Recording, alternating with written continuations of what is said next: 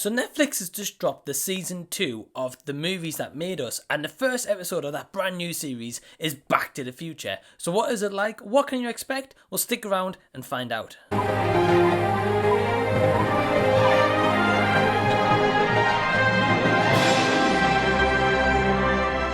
What's going on, guys? Welcome back to another edition. I'm Mike, and if you're brand new to the channel, please feel free to hit that subscribe button so I can see you again next time. But you're coming back to the channel, you're not already subscribed, please already do so I can see you again. And you can also check out some cool, awesome t-shirts that I normally wear, including today's t-shirt, which is from the Back to the Future Club Argentina, which you can find a link to their website down below in the description box. Check out their website, they sell some awesome t-shirts. They're also shipped to the UK, US, or wherever you're based essentially in the world.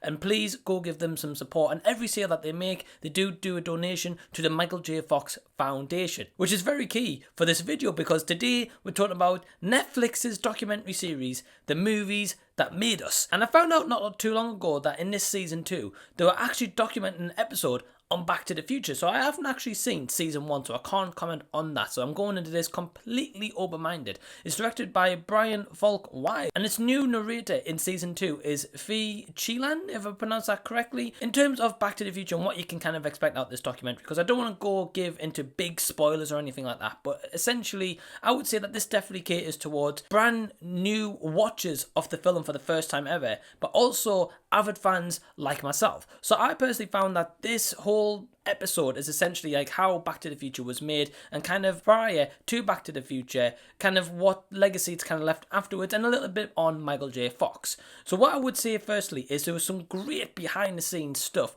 and documentation style and narration throughout. I think Fee Chilan in this documentary narration was fantastic. They certainly added a lot of comedic value in there, and I just really like the fact that the movie clips that they used really helped into the narration and really worked out well. And this could also come down to Brian Volk-Weiss's direction, because he is a master essentially of Netflix documentary series. He recently did one with Zac Efron. Again, like, I'm an avid fan of the franchise, of course, if you guys don't know that by now, but I just really felt like it added a lot to it. Overall, like, again, there was a lot of behind the scenes stuff that I didn't know about. For example, like Jennifer Parker was recast for Melora Hardin, who was also Jen in The Office.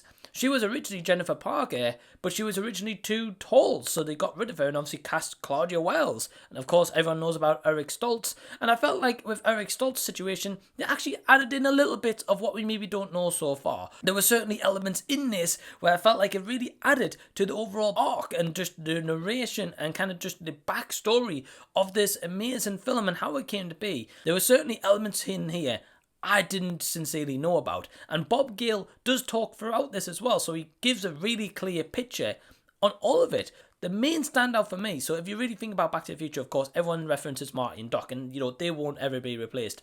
But one thing I will say in this, in terms of this backstory that it also adds as well, you've really got to admire Crispin Glover. That guy as George McFly, I mean, he may always be George McFly, but I think definitely in this documentation, from what they touch on with him, because Bob Gale does reference him, which is huge for the Back to the Future community, if you know anything about the backstory of that situation. That's all I'm going to say on it. But Crispin Glover really is highlighted throughout this documentary. So yeah, I really love this documentary. It was around 49 minutes long. I definitely recommend checking it out. It is on Netflix as of right now, and it is the first episode in season 2. So they do have the full season on there if you want to check them all out. But like me, if you just want to kind of check out Back to the Future primarily, I would definitely recommend tuning into that. And again, I also think this documentary is great for any first-time viewers of this series in general, because again, I've never actually seen season 1, and after watching this Back to the Future episode, I really actually generally want to go out and check the other ones, because for example, they did like Forrest Gump, or in the last season they did like Home Alone, and also Forrest Gump is slightly referenced in the end of this episode, so it certainly kind of gives a ploy into the episode that goes into the season, or kind of like a self-promotion. So yeah, I really do recommend Netflix, The Movie That Made Us. So yeah, if you've already seen this episode, which came out here in the UK at least early this morning, I believe it is in Netflix worldwide, but I can't really confirm that. But if you've already checked out this episode, please leave your comments down below and let me know what you thought of this documentary episode, or the season so far, or the previous season. Also, in the meantime, guys, please give the video a big thumbs up and subscribe to the channel if you already haven't. And until the next time that you see me, this has been the Z Review, and I'll be seeing you later.